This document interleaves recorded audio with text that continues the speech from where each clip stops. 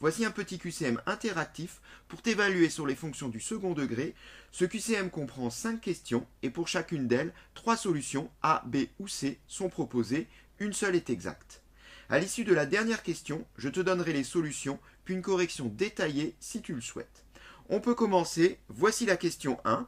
On a donc représenté ici une fonction polynôme du second degré. À toi de retrouver laquelle des 3 expressions est celle de la fonction qui est représentée. Tu peux mettre la vidéo en pause. Question 2. On te donne l'expression d'une fonction du second degré. Laquelle des 3 affirmations est exacte? Tu peux mettre la vidéo en pause. Question 3 maintenant, parlons d'extrémum. On te donne à nouveau l'expression d'une fonction polynôme du second degré. Laquelle des 3 affirmations est exacte? Question 4 maintenant, on a une fonction f qui admet un minimum en 1. Quelle est, parmi les 3 expressions proposées, celle qui peut être l'expression de la fonction f? Attention, cette question se résout bien sûr sans calculatrice. Tu peux mettre la vidéo en pause.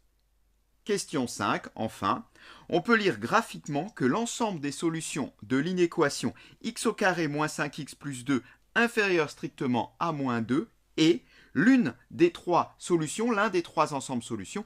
Cette question-là, par contre, se résout avec la calculatrice. Tu peux mettre la vidéo en pause.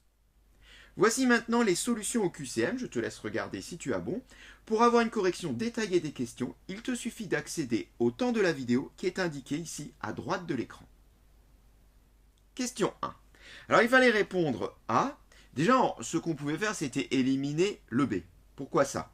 Parce que le coefficient qui est devant le x au carré, qu'on note habituellement A, nous donne une indication sur l'allure générale de la parabole.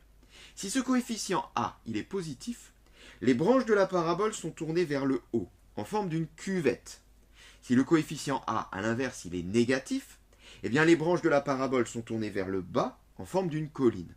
Ici, on a une cuvette, ce qui fait qu'on attend un A positif. Or, dans le B, on voit bien que j'ai moins 2x au carré. Donc, ça ne peut pas être le B.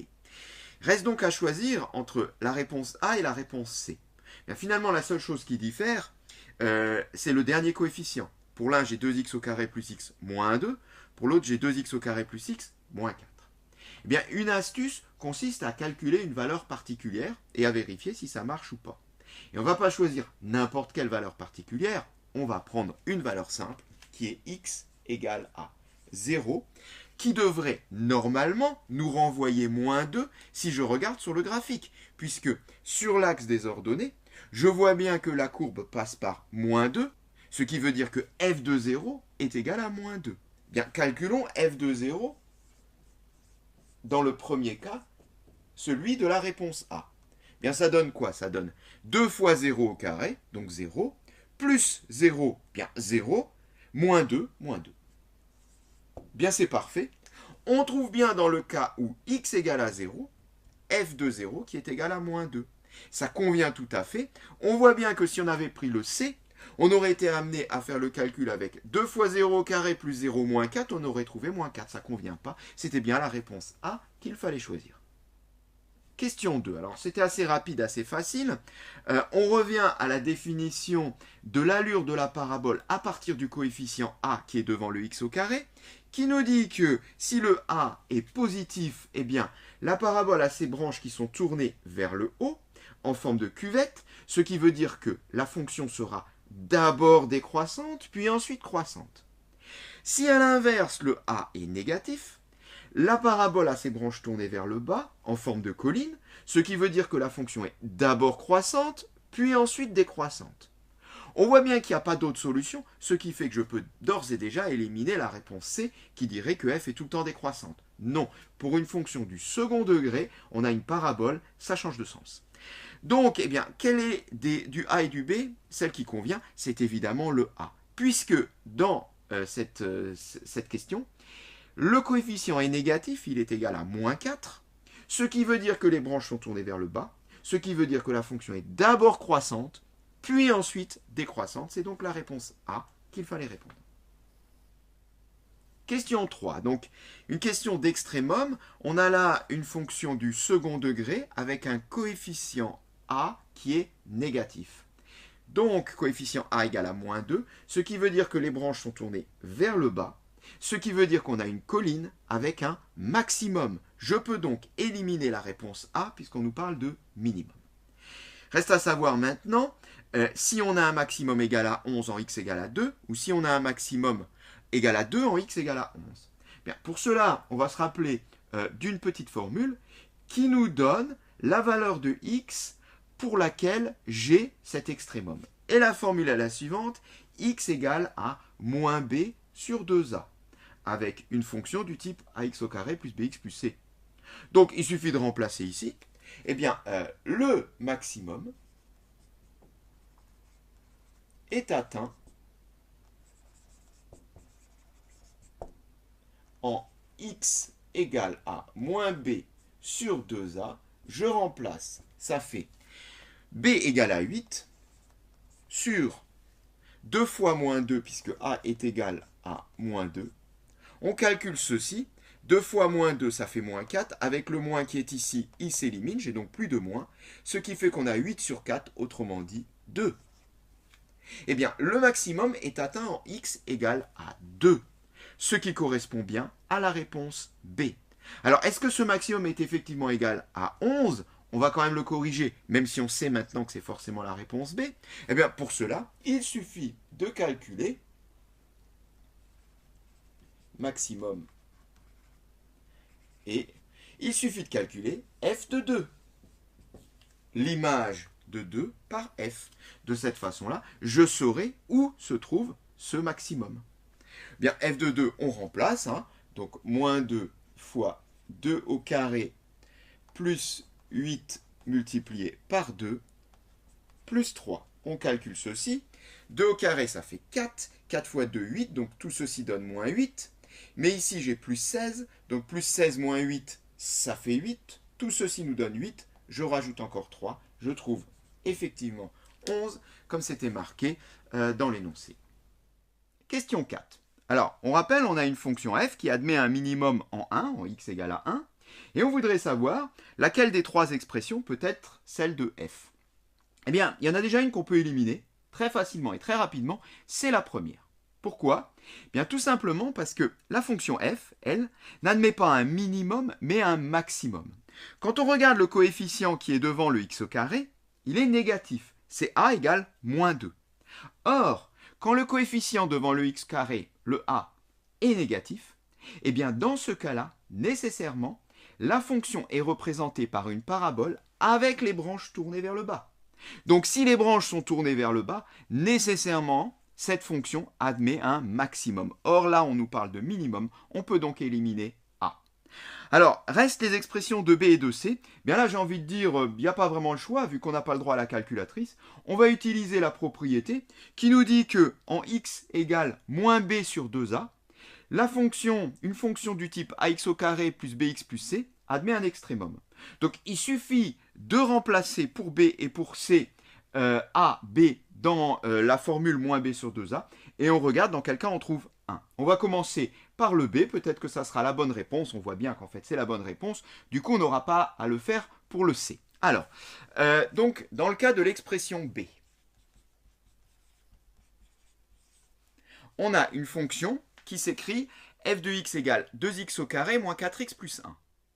Ce qui veut dire que dans ce cas-là, on a a égale à 2, b égale à moins 4, et c égale à 1. Le c ne sert pas dans la formule, mais on peut quand même le noter.